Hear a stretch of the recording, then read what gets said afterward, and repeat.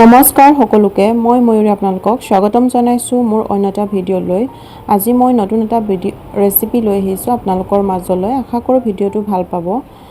ইয়াতে মই আম আৰু জামুৰ ৰসেৰে এনেকৈ মাৰ্বল ডিজাইনৰ কেক বনাম ইয়াতে মই সুজি আৰু পিঠাগুৰি ব্যৱহাৰ কৰিম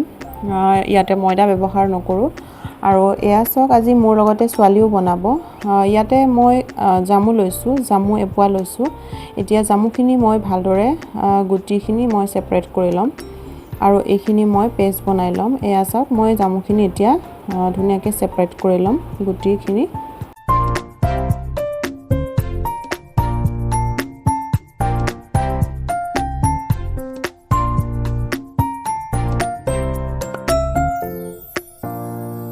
এয়া চাওক জামুখিনি ধুনিয়াকৈ গুটিখিনি আঁতৰাই ললো আৰু এতিয়া ইয়াতে মই আম এটা লৈছো আমখিনি মই বাকলিখিনি ধুনিয়াকৈ আঁতৰাই ৰসখিনি মই এনেকৈ উলাই লৈছো আৰু এইখিনি মই গ্ৰাইন্ডাৰ জাৰতে মই দি দিছো আৰু এই গ্ৰাইন্ডাৰটো এতিয়া পেষ্ট বনাই লম আৰু এফালে জামুখিনিও মই ধুনিয়াকৈ পেষ্ট বনাই ললো এতিয়া এফালে লৈছো ডিম দুটা লৈছো ডিমখিনি মই ধুনিয়াকৈ এতিয়া উলিয়াই লোৱাৰ পাছত এইখিনি মই ফেটি লম या ताइहे फेटे या चाওক এতিয়া এইখিনি মই ধুনিয়াকৈ ফেটি ললো 2-3 মিনিট সময় ফেটিছিলো আৰু এফালে গাখীৰ হাফ কাপ দিছো আৰু ইয়াতে ৰিফাইন অইল দিছো 1/4 কাপ या চাওক এতিয়া এইখিনি আকৌ মিলাই লম ভালদৰে 3-4 মিনিট সময় ভালদৰে আকৌ মিলাই লম আৰু ইয়াতে মই সুজি লৈছো সুজি হাফ কাপ লৈছো সুজিখিনি মই গ্ৰাইন্ড মাৰি লৈছো আৰু ইয়াতে পিঠাগুৰি দিম পিঠাগুৰি 1 কাপ দিছো या চাওক পিঠাগুৰিখিনি মই ধুনিয়াকৈ ইয়াতে দি দিলো আৰু ইয়াতে দিছো চেনি দিছো চেনি হাফ কাপ দিছো আৰু এফালে বেকিং পাউডাৰ 1 টেবুল স্পুন আৰু baking soda half table spoon আৰু এইখিনি এতিয়া ভালদৰে ফেটি লওঁ গুটিখিনি या চাওক টাইপলে ফেটে মোক ফেটিব দিয়া নাই আৰু এফালে এইখিনি ধুনিয়াকৈ এনেদৰে মিলাই ললো এতিয়া অকনমান আকৌ জুলিয়া হোৱা দেখি আকৌ মই ইয়াতে পিঠাগুৰি এড কৰিছো আৰু এইখিনি মই আকৌ মিলাই ললো এইখিনি মই আধা ঘন্টাৰ কাৰণে ৰাখিলো আৰু এতিয়া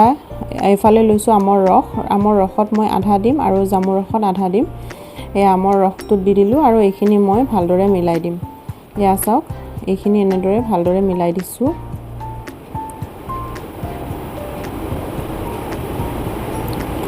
আৰু আনফালে লৈছো জামুৰ ৰসখিনি আৰু ইয়াতে মই আধাখিনি দি দিছো আৰু এইখিনিও ভালদৰে এনেকৈ মিলাই দিম ইয়া চাওক ধুনিয়াকৈ এনেদৰে মিলাই ললো ইয়া চাওক এতিয়া ধুনিয়াকৈ এফালে দুটা ভাগ হৈ গল আৰু এফালে ইয়া চাওক ধুনিয়াকৈ এতিয়া সেপাৰেট কৰি ললো ভাগ কৰি ললো এতিয়া মই কেক বনোৱা বাউল এটা লৈছো বাউলতে মই তেল দিছো তেলখিনি মই ভালদৰে এনেকৈ তেলখিনি ব্ৰাছেদি মাৰি দিছো আৰু এতিয়া পেপাৰটো দিছো ওপৰতে আৰু পেপাৰৰ ওপৰতো মই এতিয়া ধুনিয়াকৈ তেল সানি দিম এয়া চাওক ধুনিয়াকৈ এনেকৈ তেল সানি দিছো আৰু এতিয়া বেটাৰখিনি মই দি দিম এতিয়া জামুৰখিনি প্ৰথমে দি লম তাৰ পাছত আমৰটো দিছো আৰু এয়া চাওক গুটিখিনি তেনেকৈ